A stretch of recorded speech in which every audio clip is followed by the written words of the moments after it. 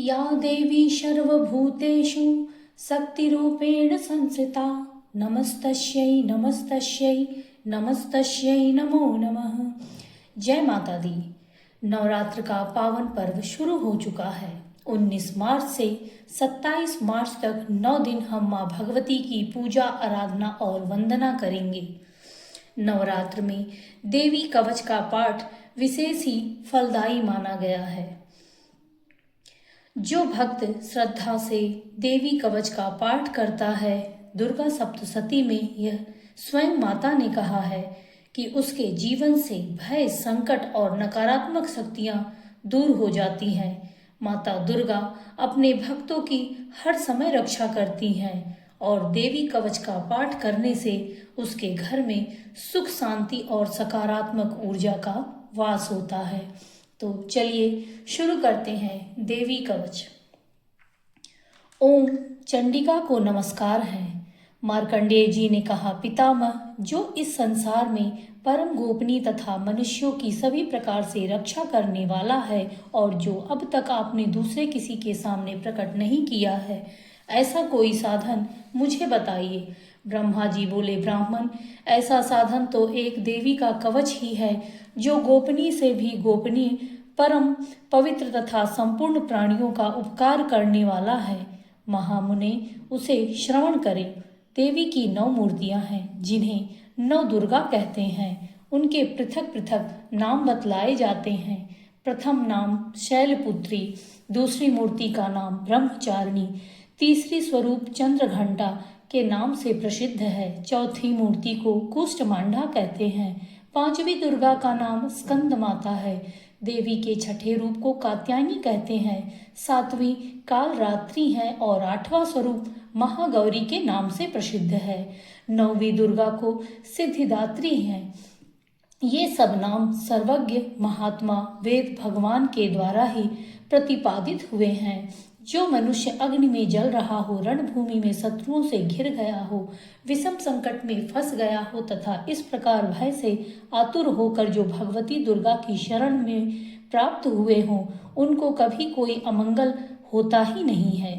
युद्ध के समय संकट में पड़ने पर उनके ऊपर कोई विपत्ति नहीं आती है। उन्हें शोक, दुख और भय की प्राप्ति नहीं होती है। जिन्होंने भक्ति पूर्वक देवी का स्मरण किया है, उनका निश्चय ही अभूद्य होता है। देवेश्वर, जो तुम्हारा चिंतन करते हैं, उनकी तुम निस्संदेह रक्षा करती हो। चामुंडा देवी प्रेत पर आरूढ़ होती है, वाराही भैंसे पर सवारी करती हैं, ऐन्द्री का वाहन ऐरावत हाथी है, वैष्णवी देवी गरुड़ पर ही आसन जमाती हैं, महेश्वरी वृषभ पर आरूढ़ होती हैं, कौमारी का वाहन मयूर है, भगवान विष्णु की प्रियतमा लक्ष्मी देवी कमल के आसन पर विराजमान है और हाथों में कमल धारण किए हुए हैं। वृषभ पर आरूढ़ ईश्वरी देवी ने श्वेत रूप धारण कर रखा है। ब्रह्मा देवी हंस पर बैठी हुई हैं और सब प्रकार के आभूषणों से विभूषित हैं। इस प्रकार ये सभी माताएं सब प्रकार की योग शक्तियों से संपन्न हैं। इनके सिवा और भी बहुत सी देवियां हैं जो अनेक प्रकार के आभूषणों की शोभा से युक्त तथा नाना प्रकार के रत्नों से सुशोभित हैं।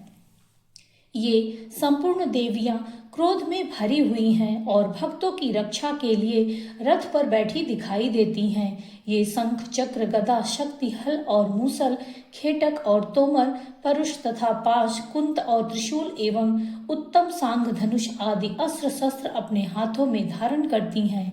दैत्यों के शरीर का नाश करना, भक्तों को अभय दान देना और देवताओं का कल्याण करना, यही उनके शस्त्र धारण का उद्देश्य है। कवच आरंभ करने से पहले इस प्रकार प्रार्थना करनी चाहिए। महान रौद्र रूप, अत्यंत घोर पराक्रम, महान बल और महान उत्साह वाली देवी, तुम महान भय का नाश करने वाली हो। तुम्हें नमस्कार है। तुम्हारी ओर देखना भी कठिन है।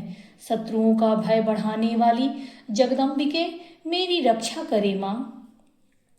पूर्व दिशा में ऐन्द्री इंद्र शक्ति मेरी रक्षा करे, अग्निकोण में अग्नि शक्ति, दक्षिण दिशा में वाराही तथा नेतृत्व कोण में खड्गधारिणी मेरी रक्षा करे, पश्चिम दिशा में वारुणी और वाम्य कोण में मृग पर सवारी करने वाली देवी मेरी रक्षा करे, उत्तर दिशा में कौमारी और ईशान कोण में शूलधारिणी देवी मेरी रक्षा करे।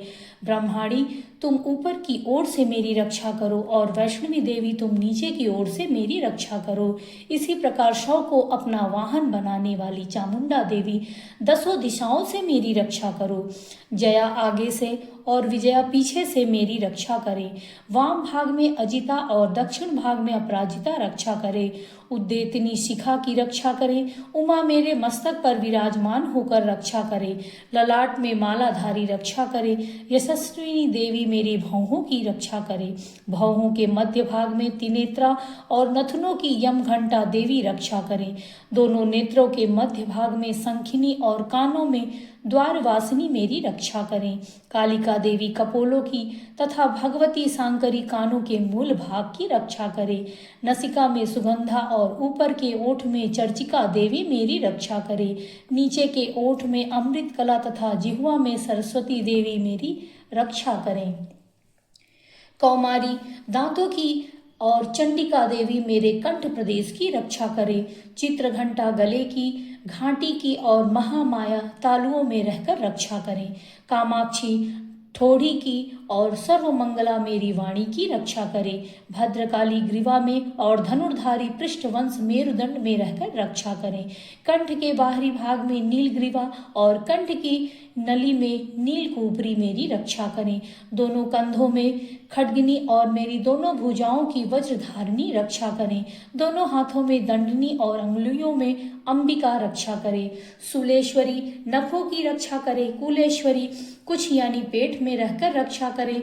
महादेवी दोनों स्तनों की और शोक विनाशिनी देवी मन की रक्षा करे। ललिता देवी हृदय में और शूलधारिणी उदर में रहकर रक्षा करे। नाभि में कामिनी और गुहा भाग में गुहेश्वरी रक्षा करे। पूतना कामिका लिंग की और महिषवाहिनी गुदा की रक्षा करें। भगवती कटिभाग में और विंध्यवासिनी घुटनों की रक्षा करें। संपूर्ण कामनाओं को देने वाले महाबला देवी दोनों पिंडलियों की रक्षा करें। नरसिंही दोनों घुट्टियों की और तेजस्वी देवी दोनों चरणों के पृष्ठ भाग की रक्षा करें। श्रीदेवी मेरे पैरों की उंगलियों में और तलवासिनी पैरों के तलुओं में रहकर रक्षा करे। अपनी दाढ़ों के कारण भयंकर दिखाई देने वाली दृष्ट कराली देवी नखों की और ऊर्ध्व केसनी देवी केशों की रक्षा करे। रोम वालियों के क्षेत्र में कौबोरी और मांस त्वचा की वागीश्वरी देवी रक्षा करे। पार्वती देवी रक्त मज्जा वसा और मांस हड्डी और मेद की रक्षा करे। आंतों की कालरात्रि और पित्त की मुकुटेश्वरी रक्षा करे। मूलाधार आदि कमल कोशों में पद्मावती देवी और कफ में चूड़ामणि देवी स्थित होकर रक्षा करे। नख के तेज की ज्वालामुखी रक्षा करे। जिसका किसी भी अस्त्र से भेदन नहीं हो सकता वह अभेदा देवी शरीर के समस्त संधियों में रहकर रक्षा करे। ब्रह्माणी आप मेरे वीर की रक्षा करे। छत्तेश्वरी छाया की तथा धर्मधारिणी देवी मेरे अहंकार मन और बुद्धि की रक्षा करे। हाथ में वज्र धारण करने वाली वज्रहस्ता देवी मेरे प्राण अपान व्यान उद्यान और समान वायु की रक्षा करे। कल्याण से शोभित होने वाली भगवती कल्याण शोभना मेरे प्राणों की रक्षा करे। रस रूप गंध शब्द और स्पर्श इन विषयों का अनुभव करते समय योगिनी देवी रक्षा करे तथा सत्व गुण रजोगुण और तमोगुण की रक्षा सदा नारायणी देवी करे। वाराही आयु की रक्षा करे। वैष्णवी धर्म की रक्षा करे तथा चक्रिणी चक्र धारण करने वाली देवी यश कीर्ति लक्ष्मी धन तथा विद्या की रक्षा करे। इंद्राणी आप मेरे गोत्र की रक्षा करे।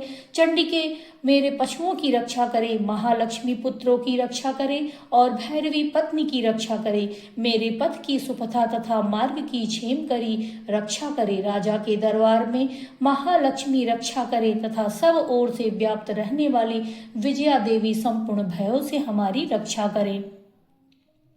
देवी जो स्थान कवच में नहीं कहा गया अतएव रक्षा से रहित है वह सब तुम्हारे द्वारा सुरक्षित हो, क्योंकि तुम विजयशालिनी और पाप नाशिनी हो।